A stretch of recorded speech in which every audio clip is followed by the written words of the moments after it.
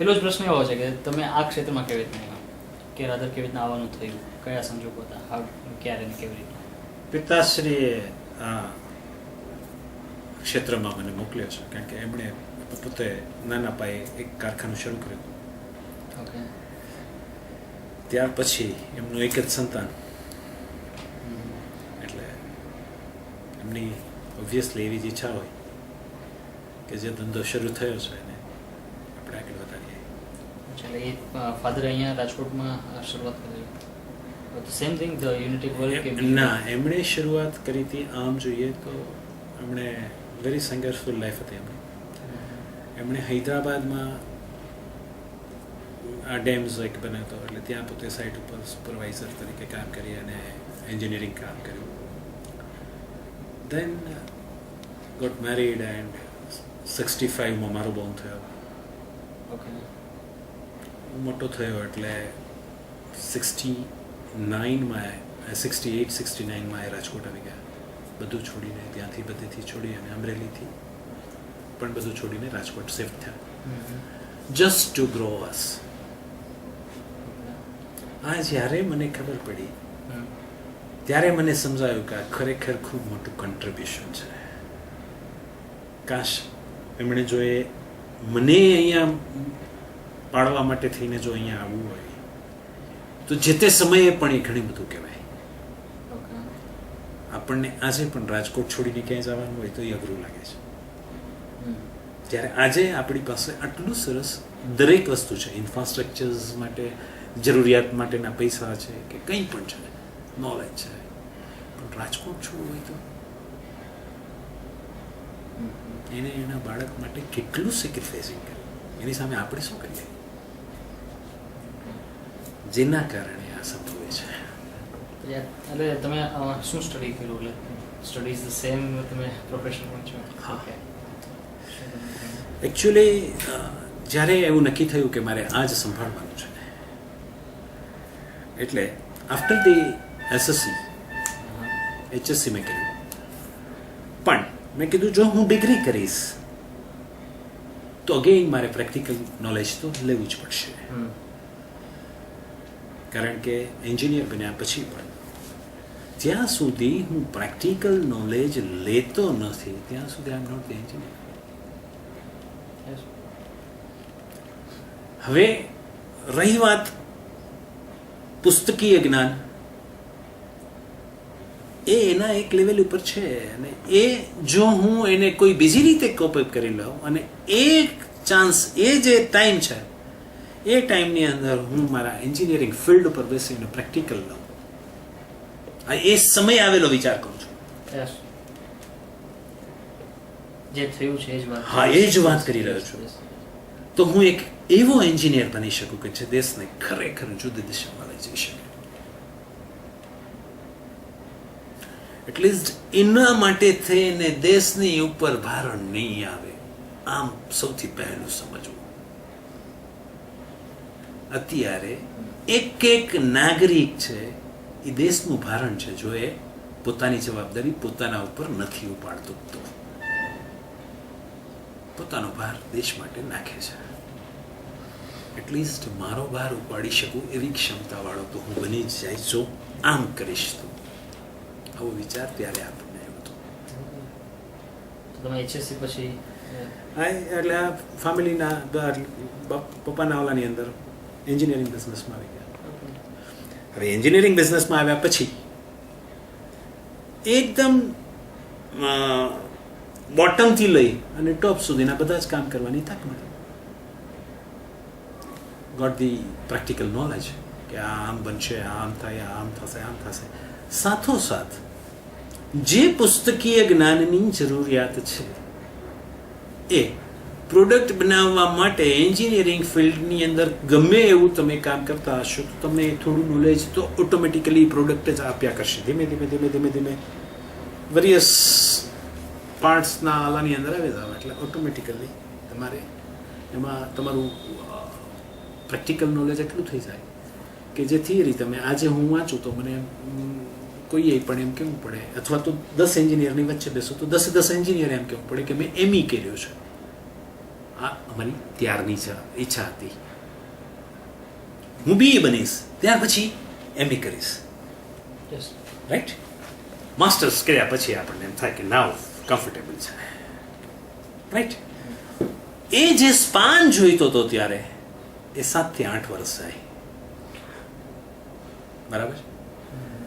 એ મને 4 વર્ષ પછી મારી એ સ્થિતિ હતી કે પ્રેક્ટિકલ નોલેજના બેઝ ઉપર 10 એન્જિનિયરોની વચ્ચે રહીને હું ડિબેટ કરી શકતો હતો અને હું એમને વાકેફ કરી શકતો હતો કે સાચું આ છે, આ કરીએ તો જ આ થઈ શકે, અધરવાઇઝ આ થાય નહીં. અને એ લોકોએ માનવું પડતું હતું. ફાધર અહીંયા જ શાપરમાં, ક્યાં? રાજકોટ. રાજકોટમાં. અચ્છા, તો તમારી જે જર્ની છે યુનિટેકની એ ક્યાંથી શરૂઆત થઈ? એ 97 થી. ઓકે. અને 97માં મેં યુનિટેક બાય કર્યું. અહીંયા જ? હા. ઓકે. એ આપણે જે પ્લાન્ટ્સમાં આપણે ગયા હતા આપણે મેં જ્યાં મેં ઓથ લીધી છે એ 97માં લીધી મેં. Okay. Exactly પ્રિસાઇઝલી 96 August or something.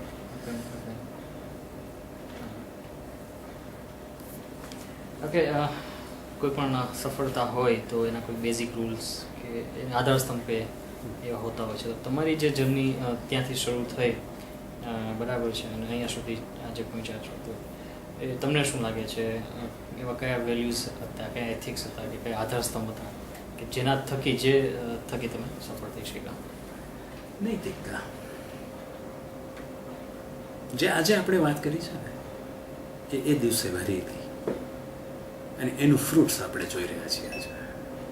Like આપણે આજે વાત કરી કે હું જ મારી પ્રોડક્ટનો ગ્રાહક હોઉં તો હું લવ કરું, મેં આમ જોઈને જ વેચી છે.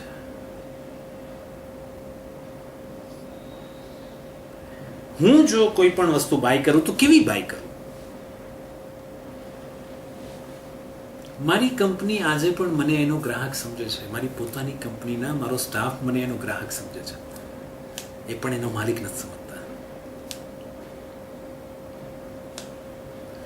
એટલે ઓનરશિપના જે ફંડા છે ને એ આખા બદલાઈ જાય છે.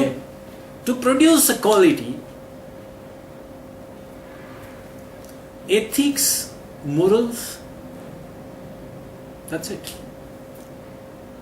If you are ethical and you have a good moral values, you don't need anything else. પછી જે રહે છે એ માત્ર એટેમ્પ્ટ કરવાનો રહે છે.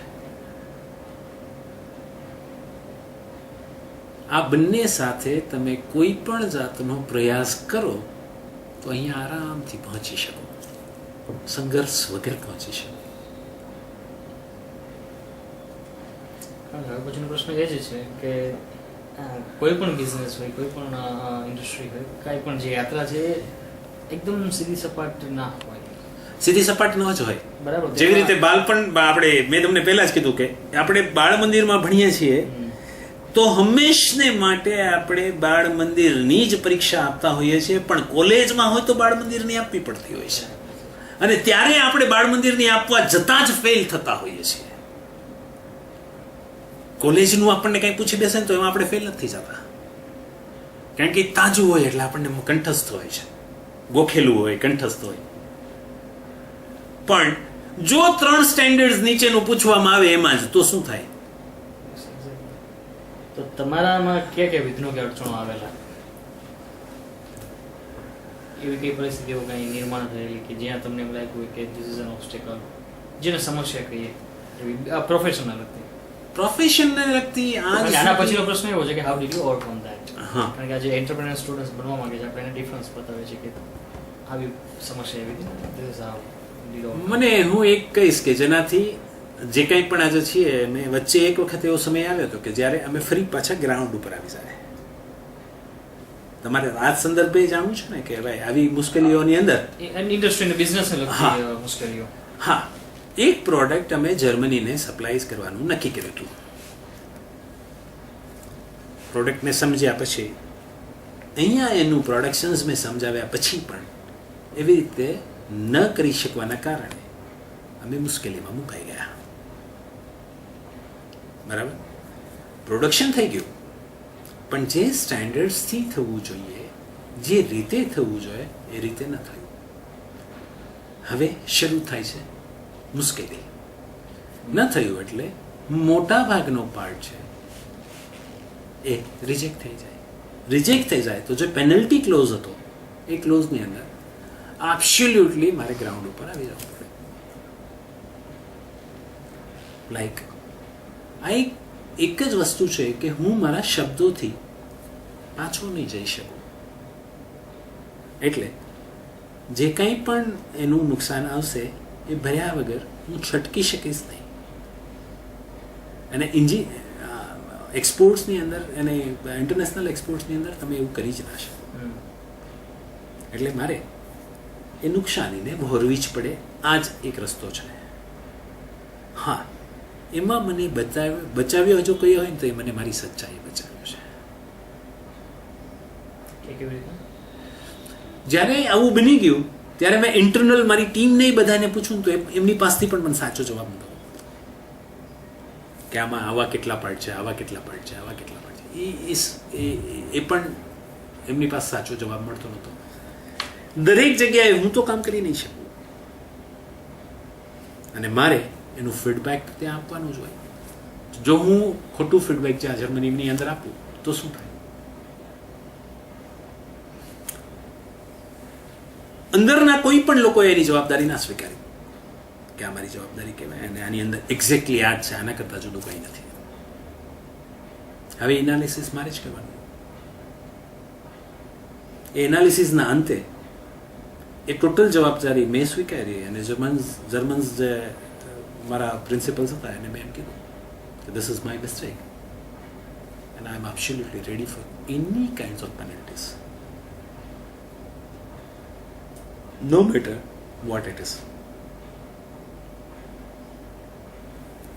મેં એમ પણ ન કીધું કે આમાંથી મને બચવું છે.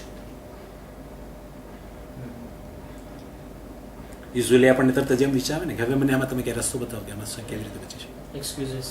યસ, એવું પણ ના કીધું. દેન ત્યાંથી એમને એના ક્વોલિટી ડાયરેક્ટર જે એકદમ પરિપક્વ વ્યક્તિ અને એજેડ એ વ્યક્તિ માત્ર એટલા માટે ત્યાંથી અહીંયા આવી. એમણે આવીને એક જ વસ્તુ કીધી કે મારે એ છોકરાને જોવો છે, એની આંખમાં આંખ નાખીને જોવું છે કે કેટલો સાચો છે. મારે બીજું કંઈ કામ નથી. Forget about this all.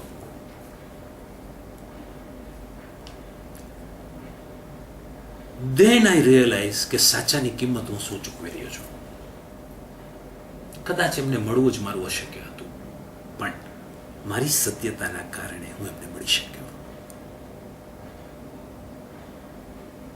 એટલે પાર્ટી આવ્યો કે જે ટ્રેક ઉપર તમે છો એ ટ્રેકને જો તમે છોડી દો આવા સમયે તો મુશ્કેલી સર્જાય, પણ ટ્રેકને તમે પકડી રાખો તો ક્ષણિક એમ લાગે કે આપણે ઝીરો થઈ જશું, પણ તરત જ રિઝલ્ટ આજે નાનું એવું સરસ મજાનું એમ્પાયર છે કે જ્યાં 500-600 જીવ આરામથી પોતાનો કાર્યભાર સંભાળે છે અને એમાંથી કંઈ કમાઈ પણ છે. આ પ્રશ્નનું સોલ્યુશન કેવી રીતના આવ્યું? ધેર આફ્ટર એણે આવી અને મને અપ્રોચ અમે અહીંયા આવ્યા અને એમણે બધું જોયું અને પછી એનાલિસિસ કરતાં એમણે ડિઝાઇન્સની અંદર થોડા ફેરફારો કરી અને મોટા ભાગનું જે છે એ કન્સમ કરી દીધું. અને વી કુડ સે વિથ સેલ્ફ. અને એ જે એણે ફેરફારો કરી અને જે એમાં જે મોડિફિકેશન્સ કરવાના હતા એ મોડિફિકેશન્સ એણે સૂચવે એ પ્રમાણે અમે કરી દીધા. Then after 3-4 years there was an excellent sentence I got it from them. એ જ જર્મન કંપનીથી મારી રાજકોટ ઓફિસમાં લગાવેલું છે. એક સરસ મજાનું સ્લોગન્સ લગાવેલું છે. It takes months to find out a customer, seconds to lose them. They have complimented me. અને એ ચીઠી ત્યારે જેમણે લગાવેલી છે એ આજે પણ ત્યાં અકબંધ છે, એ જ કન્ડિશન્સમાં અકબંધ છે. but it takes years to find out a supplier like Unitech. That is my credit. That is credit to my country. 2000ની સાલમાં 100% ગ્લોબલાઇઝેશન થઈ ગયું હતું. એ ગ્લોબલાઇઝેશન્સની અંદર કોઈની કશી જ મોનોપોલી રહેતી નથી. જર્મન્સ કોઈને બટર પોલિશિંગ કરે જ નહીં. તો એવું તો શું થયું કે એ લોકો એમ કે ભાઈ but it tax years to find out A customer like supplier like Unitech. Customers માટે કોઈને પણ એવું કહેતા મેં સાંભળ્યા છે અને તમે પણ સાંભળ્યા છો. કસ્ટમર્સ માટે બોલે કસ્ટમર ઇઝ ધ કિંગ. હા, કોણ કે એના સપ્લાયર વિશે?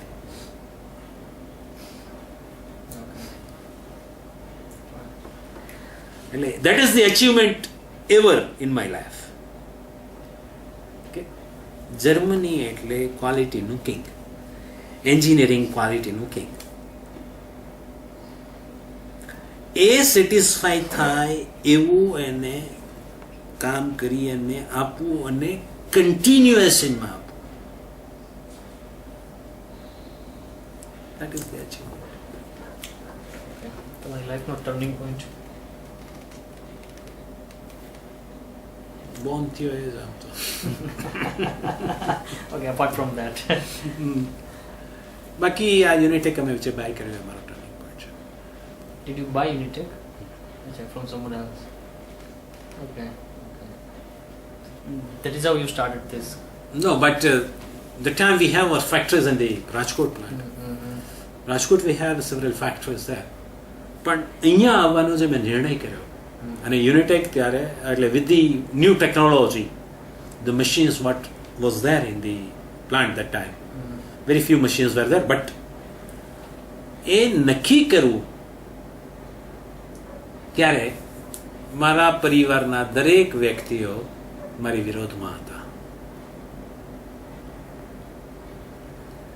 ઇન્ડસ્ટ્રીની અંદર ગ્રુપની અંદર જેટલાય લોકો છે બધા જ મારી વિરોધમાં હતા. And we three brothers have decided forget about everything. આપણે આ કરીએ છીએ. મેં મારા બંને ભાઈઓને કીધું કે okay, that is how we are today. અચ્છા, દરેકની લાઈફમાં કંઈક ને કંઈક પ્રેરણા સ્ત્રોત વ્યક્તિઓ હોય છે, જીવિત કે પછી ક્યાંકથી વાંચીને XYZ. તો તમારી લાઈફમાં કોઈ વ્યક્તિઓ ખરા જે તમારા માટે પ્રેરણા સ્ત્રોત બની રહ્યા હોય કે બનેલા હોય? 3. ગાંધીજી, સ્વામી વિવેકાનંદ, મારા પિતાજી. એટલે ત્રણેયના કયા કયા ગુણ તમને? ત્રણેયમાં આમ જોઈએ તો ખૂબ જ સિમિલારિટી હતા અને એ જ વસ્તુઓને કારણે કદાચ હું 3 જ નોંધી શક્યો છું. કઈ સિમિલારિટી તમને એ લોકોની? ખુદદારી અને સત્યના રાહ ઉપર ચાલવાનું પ્રેક્ટિકલ અપ્રોચ. સત્ય વાત કરવી અને સત્ય ઉપર ચાલવું એ બે વચ્ચે કઠિન પગદંડી થઈ જાય જો એનો એપ્રોચ સરળ ન હોય તો. વાત થઈ શકે, બુકમાં સારી લાગે એવું બધા કહેતા હોય, મને ચાલવાની તક મળી. આ 3ને કારણે મળી છે. એન્જિનિયરિંગ ક્ષેત્રે જો મારો કોઈ રોલ મોડેલ હોય તો એ છે જે.આર.ડી. તાતા. એણે મને એવી પ્રેરણા આપી છે કે આ બધાને હું બાળક કહી શકું છું મારા.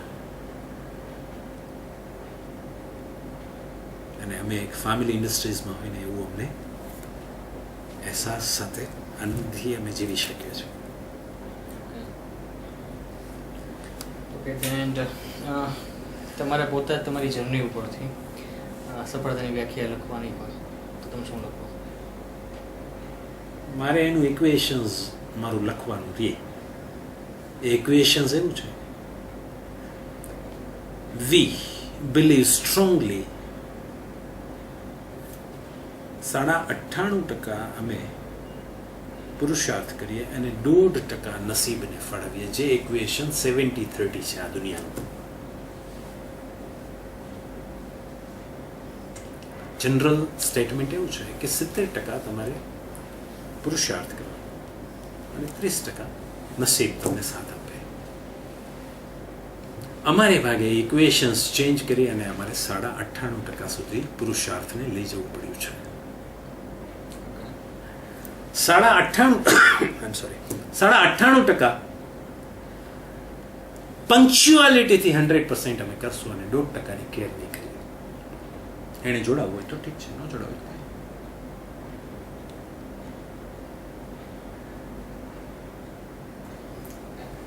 short and sweet but very practical definition.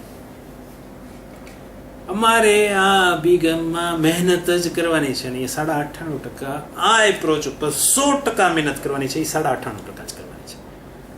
1% જે નસીબનો છે અમે એની રાહ નહીં જોઈએ, 98% કર્યા જશું. એને જોડાવવું હોય તો જોડાય, ફાઇન. જે તમે તમારા એથિક્સ વાત કરતા હતા, તમે સાથે કોઈ કંપની જોડાય ત્યાં તમે આપો છો નિયમો, તમે કહેતા હતા તે શું છે? બેઝિક વસ્તુ એ છે કે like we are very professional engineering companies where we serve as per the drawings, whatever your requirements are. We don't entertain in any manners like તમને એરપોર્ટથી જ એવી સૂચના આપવામાં આવી જશે કે તમારો સ્કેડ્યુલ્સ આ છે, આપ જો અમારી વ્હીકલ્સની અંદર ટ્રાવેલ કરવાના હોય તો યુ કેનોટ સ્મોક. આપ સીધા જ જો આપના સ્કેડ્યુલ્સની અંદર અમારી સાથેનો જે સ્કેડ્યુલ્સ છે એ હું તમને કહી રહ્યો છું. તમારા બીજા કાંઈ પણ સ્કેડ્યુલ્સ હોય એને હું ઇન્ટરફિયર નહીં કરી શકું. પણ જો આપ મને આજે મળવાના છો તો આપે આપનો લઈ આવેલો દારૂ પી અને 4 કલાક પછી આપણે મળશું, કારણ કે હું એવી રીતે મળી નહીં શકું. I have certain frames. પછી તમારી લઈ આવેલી સિગરેટ હું તમને પીવા નહીં દઈ શકું. So we won't allow you to smoke in the premises of in the premises of Unitech Group or in my car. તમને સ્મોક કરવું હશે તો કારમાંથી પણ ઉતરી જવું પડશે. ડેફિનેટલી કાર વિલ વેઇટ, પણ એમાંથી તમે જ ઉતરશો. જો હું એસ્કોર્ટિંગ કરી રહ્યો હોઈશ તો હું નહીં ઉતરું.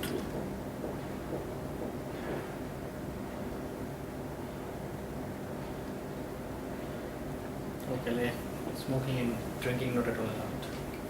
બરાબર છે. થ્રુ ધસ બીજું એક પણ જાતની કોમ્પ્લિમેન્ટ્સ નહીં આપે. Compliments? નહીં આપે. ગિફ્ટ્સ એક પણ જાતની નહીં આપે. અચ્છા, તમે અહીંથી એ લોકોને કંઈ નહીં આપો. ફાઇન. પછી એક પણ જાતના બીજા પ્રકારના એન્ટરટેનમેન્ટ નહીં કરાવીએ.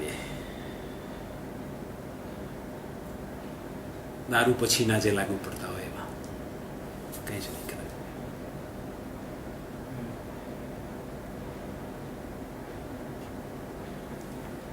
પછી we are we, so don't compare with others.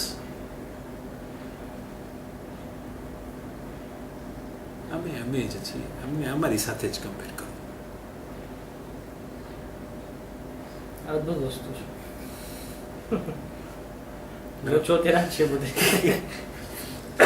થાય શું અહીંયા અત્યારે હું યુરોપિયન સ્ટેન્ડર્ડ્સ પ્રમાણે કોઈ પણ ફેસિલિટીઝ એક્વાયર્ડ કરું અને એ ફેસિલિટીઝની અંદર હું યુરોપિયન સ્ટેન્ડર્ડ્સને સર્વ કરવા માટેની વ્યવસ્થા કરું. અને પછી તમે મને એમ કહો કે ભાઈ બાજુમાં જે યુનિટવાળો છે અથવા તો દિલ્હીની અંદર આ પાર્ટ છે એ મને આટલામાંથી મળે છે, તો હું ઇન્વિટેશન્સ નથી આપતો. If you are comfortable, then you buy to me. I never say that you have to have bite from me only.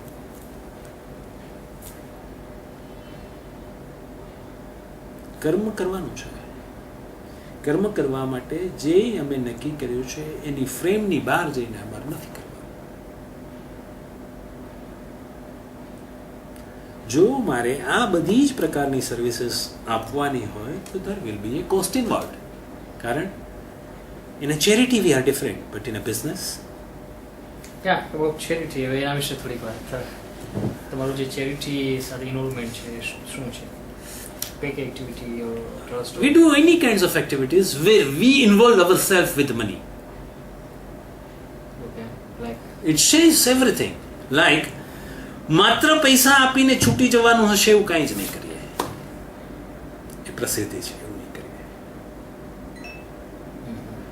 એટલે તમે જે કરેલી છે અત્યાર સુધીમાં એના વિશે થોડીક વાત કરો. આવી જ રીતે એક વખત પ્રભુએ આપણને એવી એકતા કપાવડાવી કે એમાં આપણને નિમિત્ત બનાવડાવ્યા કે વૃદ્ધાશ્રમને પ્લેનની યાત્રા કરાવવાની છે. હું આટલું બધું ફરતો હોઉં એટલે મને એમ થયું એમાં, એટલે મને આ પ્રપોઝલ આવી કે ભાઈ આવું અમે બોમ્બે લઈ જવા માંગ્યો છે વૃદ્ધાશ્રમને, તમે એમાં કાંઈ મદદ કરી શકશો? એવા જ સમયે મારા સોહમ, મારો મોટો સન છે ને, એ ટીનેજર બનતો હતો. એટલે સ્વાર્થી માણસ છું. મેં એમ કીધું કે આ ટીનેજર બને છે ને તો આપણે કંઈ એવો ચીલો પાડીએ કે જેના કારણે એના સબકોન્શિયસ માઇન્ડની અંદર એક એવો મેસેજ રહે કે આ આપણી જવાબદારી છે. કોન્શિયસલી એને નથી કહેવાનું કાંઈ. એની હાજરીમાં આ ક્રિયાઓ થઈ જવી જરૂરી છે. એની મેળે જ એને એ જવાબદારી જ્યારે સમય આવશે ને ત્યારે લેવી જ પડે. આ અતૂટ વિશ્વાસ પ્રભુમાં મને. એટલે આવું નક્કી થયું. પછી એ વૃદ્ધાશ્રમના વૃદ્ધોને આવી રીતે ગોકુળ, મથુરા અને વૃંદાવન લઈ જવાની જવાબદારી સ્વીકારી. પ્લેનની વાત જે હતી હા, એટલે એમને પ્લેનમાં લઈ જવાનું નક્કી કર્યું, અમદાવાદથી દાલે. એટલે મને સારું એવો વિચાર આવ્યો, હું તો ઉડ્યા જ કરતો તો લેટ મી આ લોકોને લઈ જાય, એમને કઈ મજા કરાવે. એ જેવું એ આપણને ચાન્સ મળ્યો. યુઝ્યુઅલી છે ને, હું મારી ટ્રાવેલ પ્લાન મારે નક્કી કરી હોય તો આઈ નીડ 45-50 મિનિટ્સ કોન્સન્ટ્રેટેડ બેસી અને આપણે આવું કરવું પડે. આ 1 સેકન્ડમાં આપણે તક ઝડપી લીધી, એટલે આપણી હોય આપણી ના. તમે કાંઈ પણ વસ્તુ મોટામાંથી બોલો, એ પૂરી થાય અને હું એમ કહું કે એમ નહીં, હું આમ કરાવીશ.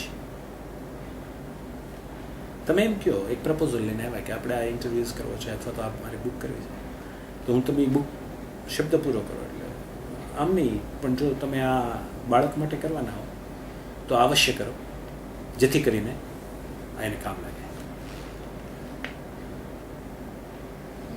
અને તમે એમ કહો કે હા એમાં મને વાંધો નથી, હાલો કરીએ, એમ થઈ જાય એવી આ વાત છે. પણ એ નિર્ણય એ જ સેકન્ડે લેવાઈ જાય તો એ મારો ન જ હોય, લઈ શકાય. એ 100% આપણે જ્યારે એને સરેન્ડર હોય ત્યારે જ એ આવું કરાવી શકે. પછી એવું નક્કી થયું, એટલે આટલા વૃદ્ધોને લઈ જવાના. ઓકે, અમે ત્રણેય ભાઈઓ 26મી માર્ચે અહીંથી નીકળી ગયા અને 4મી એપ્રિલે પાછા આવ્યા. ત્રણેય ભાઈઓ જ્યારે ન હોય ત્યારે આ ફેક્ટરી, આ અમારું એમ્પાયર છે, એ ટોટલ નોંધારું ગણાય આમ જોઈએ તો.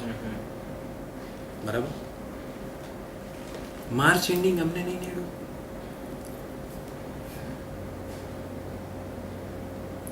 It shows, no. It shows કે nothing is related to the March ending. March ending શેના માટે હોય? જો મારે કાંઈ આડાઅવડા કરવા હોય તો. સીધો જ વહીવટ કરો તો મારે શું માર્ચ એન્ડિંગ આવે? સેટિંગ આપણે એવું કહેવાય છે કે સેટિંગ કરવાનું બાકી તો તો આ અમને એવું સૂચવે છે કે we are on the right track. હવે ત્યાં એક એક્સપિરિયન્સ મને થયા છે સર્ટેન, એ અદ્ભુત હતા. ધો આઈ એમ નોટ બિલીવિંગ, પણ હતા અદ્ભુત. એના મતલબ શબ્દોમાં કહી શકશો કે કહી શકાય. ત્યાં હું જવા ગયો હતો એટલે મને એવું થયું કે હું રોજ કંઈક ને કંઈક નવી વેરાયટીઝ, સમથિંગ ન્યૂ એ લોકોને મજા આવે એવું કરું. એમાં અમે એવું નક્કી કર્યું કે ભાઈ આપણે ગિરિરાજના સાનિધ્યમાં 56 ભોગ કરવો છે. મને કાંઈ જ લેવા દેવા નહીં, પણ એ વૃદ્ધોને 100% લેવા દેવા. ઇન્સ્પિરેશન્સ જગાડનારને 100% લેવા દેવા હશે. લેટ્સ ડુ, કારણ કે એ તો સ્ત્રોત છે એટલે 56 ભોગ કરવાનો વિચાર આવ્યો એટલે મારો નથી, એનો છે. We did.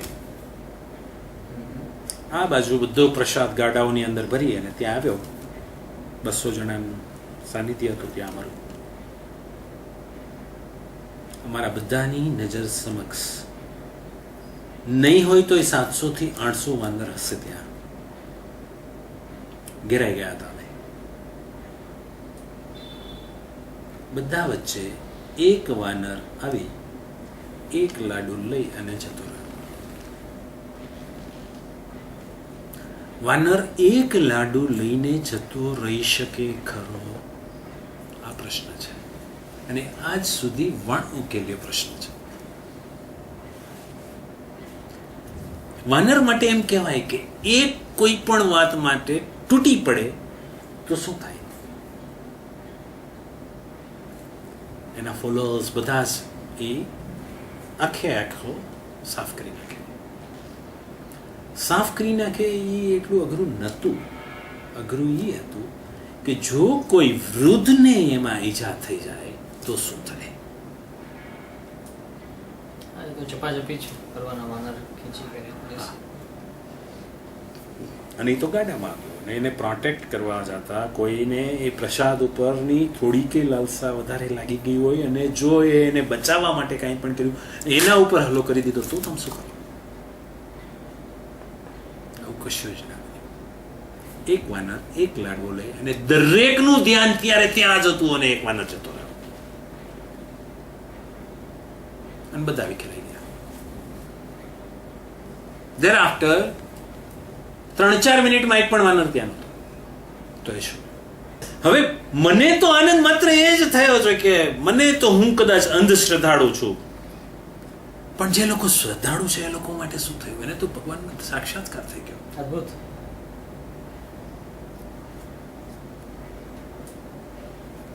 એટલે એ જે ઘટના ઘટી છે ને એ અનબિલીવેબલ છે.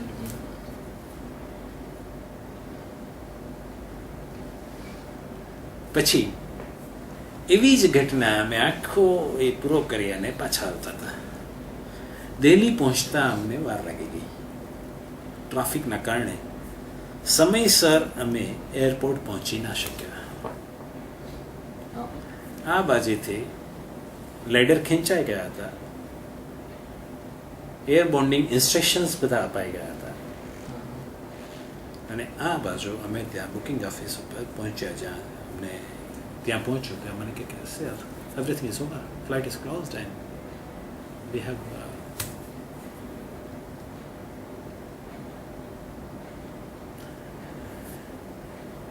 મજાની વાત એ છે કે જ્યારે અમે બસમાં હતા ત્યારે હું એમ કહું છું કે આજે બધા જ ઉઠશે અને સાથે જ ઉઠશે. તો એ કોણ છે? અહીંયા ફ્લાઇટ તો બંધ થઈ ગઈ. દિલ્હીના એરપોર્ટ ઉપર એ 60 જણા without any piece of paper security સુધી પહોંચી ગયા.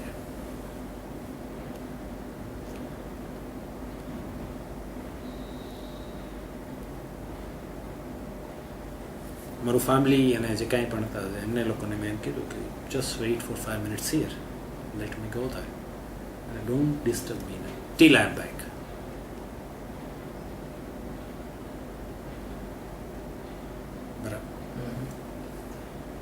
બધા અંદર સિક્યુરિટી પહોંચી ગયા. એક વ્યક્તિની ટિકિટ જ નહીં. હવે એ કેવી રીતે થાય? ટિકિટ એક જ વ્યક્તિને નહીં. આઉટ ઓફ ઓલ એક વ્યક્તિને છેલ્લી મિનિટે અમે અહીંથી લઈ ગયા હતા, તો એ એક માજીની ટિકિટ જ નહીં. મેં એવું નક્કી કર્યું હતું હું અહીંયાથી લઈ લઈશ, અને હું અહીંયા ઓવર ઓક્યુપાઈડ થઈ ગયો તો હું ભૂલી ગયો. હવે આ ખાસ અનુભવને મગજમાં રાખવા જેવી વાત છે, એટલા માટે કે આ સિક્વન્સ આખી સમજાશે ને ત્યારે તમને સમજાશે કે એ પરીક્ષા કેવી રીતે. અહીંયાથી લેતી વખતે મેં એમ કીધું કે ઓકે લઈ લઈએ આપણે, અને હું ત્યાં જઈ અને બુક કરી નાખીશ એમ નહીં, અને હું ભૂલી ગયો. આ બાજુ ફ્લાઇટ મોડી થવી, આ બાજુ એક ટિકિટ નહીં. હવે કે આ તો નહીં જ ચડે, વડાપ્રધાન આવશે તો પણ નહીં ચડે.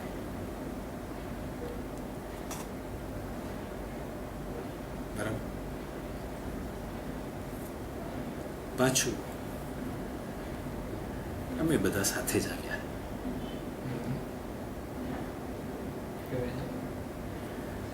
એમણે શું સૂઝ્યું કે ઓકે તમે એકદમ હાઈ, જે અત્યારનું આમાં સિસ્ટમમાં કંઈ બતાવતું નથી, તમે હાઈ ફેર ભરી દો તો હું તમને જવા દઉં. એસે ઓકે બનાવ ટિકિટ, એટલે અંદર જાય. એણે એવી રીતે ટિકિટ બનાવી.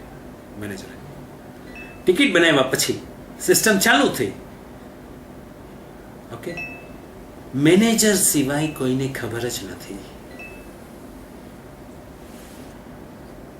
એરપોર્ટ પ્રોસિજર્સ એવી છે કે તમે એકવાર અંદર જતા રહ્યા, સિક્યુરિટી ક્રોસ કરીને અંદર જતા રહ્યા, there after you don't have to do anything with the tickets. બરાબર. પછી સિક્યુરિટી ક્રોસ કરીને અમે તો બસમાં બેસી ગયા અને અમને એરક્રાફ્ટ સુધી લઈ જવામાં આવ્યો. એરપોર્ટ ઓફિસર્સ પાછળ આવ્યો, એણે પણ સિક્યુરિટીને પાસ કરવી પડે. ત્યાંથી એણે બીજું વ્હીકલ લઈ અને એરક્રાફ્ટ સુધી પહોંચ્યો, અને બાકીના પૈસા મને પાછા આવી પડ્યા ત્યાં કે આલ્યો સર આટલા જ થાય છે. Can you believe this?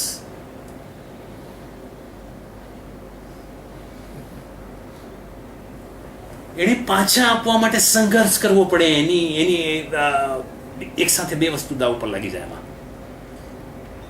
પોતાની નિયતિ એટલા ઉપર દાવ ઉપર લાગી જાય કે ત્યાર પછી કદાચ ખિસ્સામાં મૂકી દે, કોઈને ખબર ન પડે. એવું લાગે કે પાઈ ગયા છે, તમને ખબર નથી કે આ વસ્તુ થઈ છે. હા.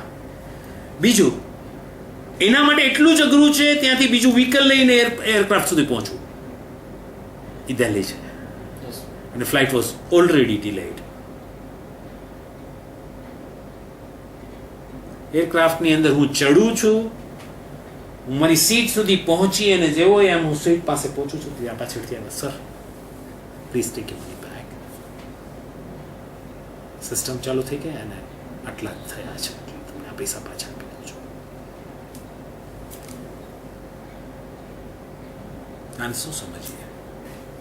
ત્યારે મને માત્ર એટલો અહેસાસ થવો જોઈએ, અને એ થયો છે કે મેં જે કંઈ પણ પૂંજી કમાઈ છે એ નૈતિક છે, એટલા માટે એને એનો ભાર એનાથી પણ ઉપડે એમ નથી. સાચવી નહીં શકાય. અચ્છા, તમે જે વાત કરો છો તમારા 3 બ્રધર્સ, તો એ બાકી બંનેના નામ પર લખવા પડશે, કારણ કે તમે કંઈક એવું કીધું છે કે તમે આવતા જ નથી અહીંયા. શું નામ છે બંને? મધુભાઈ વેકરિયા, એ મારાથી મોટા છે, અને વિનોદ વેકરિયા એ મારાથી નાનો છે. ફૈબાના દીકરા છે. બંને ફૈબાના દીકરા છે. મધુભાઈ વેકરિયાને એક જ ફૈબા કે? હા, એક જ. અને એને મારા પપ્પા અહીંયા લઈ આવ્યા ગામડેથી.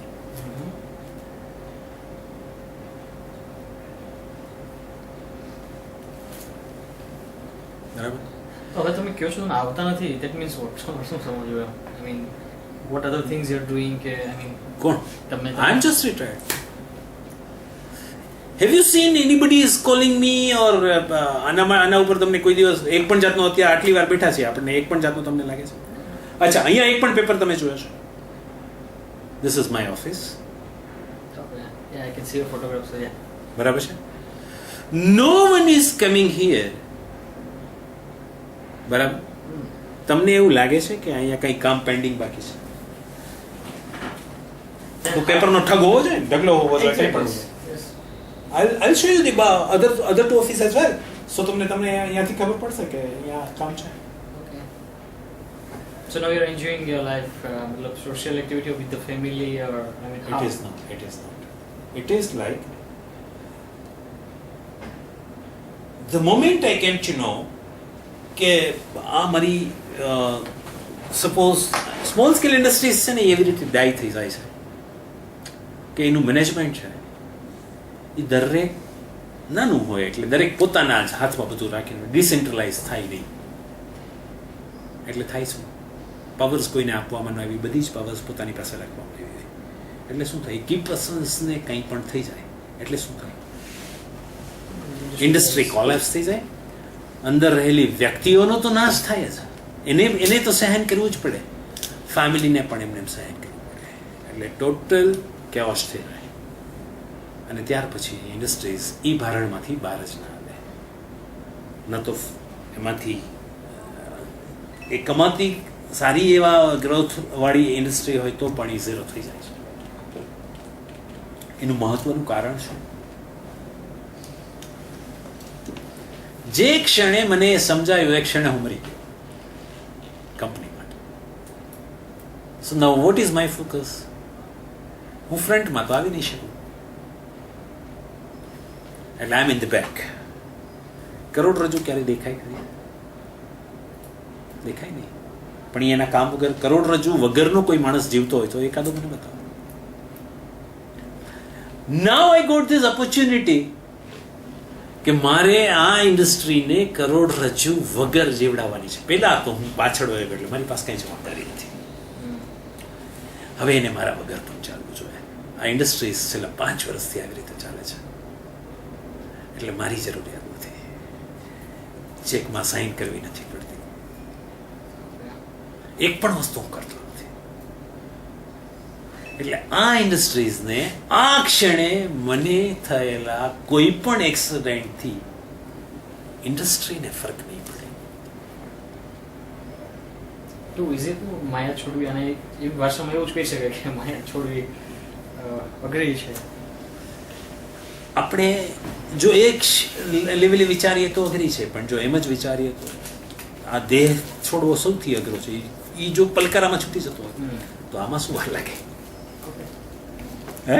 તો બહુ ઇઝી છે, આવું સમજી શકે તો સવાલ નથી, તો બધું છૂટી શકે. અને આ વારસામાં મળ્યું છે. ઓકે, અચ્છા. ફાધરે એવી એજમાં છોડી દીધું છે કે જે એજમાં કોઈ કલ્પના પણ ન કરી. પણ એમણે છોડ્યું હતું એના કારણે એમના કરતા 2 વર્ષ વહેલા હું છોડી શક્યો. એન્ડ આઈ વિશ કે માય કિડ્સ 35 વર્ષ આમાંથી બહાર નીકળી જાય તો સાચી જિંદગી એ જીવી શકે.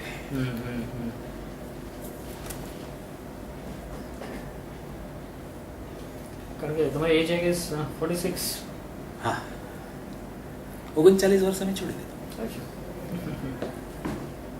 એટલે 39 વર્ષે મારી ફ્રીક્વન્સી અહીંયા આવવાની ખૂબ જ ઘટી ગઈ. લોકો વાત કરતા હોય છોડી નથી શકતા. જનરલ સિનારીઓ આવો છે, તમે કરી શક્યા. નિમિત્ત. તમે વર્લ્ડ પણ ફરેલા છો, મોસ્ટલી કન્ટ્રીઝ. યસ. યુએસ, કયો? US, Italy, Germany, you name the country. Okay. હા, પણ ત્યાંથી ઘણું બધું શીખ્યો છે. મારો કાદવ આજ બધા લોકોએ બહાર કાઢ્યો છે.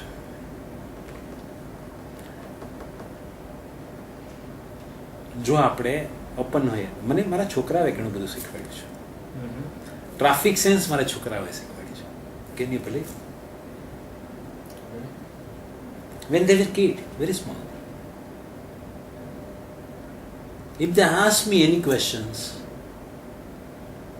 I have only one answer, the truth. Whatever is there. બરાબર? એટલે ખોટો ઓવરટેક નહીં કરવાનો, ખોટી બાજુથી ઓવરટેક નહીં કરવાનો. જો એ મારા બાળકને મારે પ્રશ્નનો જવાબ આપવાનો ન હોત તો હું પણ બધાની જેમ કરતો હોત. જ્યારે મારે જવાબ આપવાનો છે તો મારે પહેલા કરવું જ હશે તો જ આપી શકાશે. લાઈક ઓથ, જો હું જ નહીં લઉં તો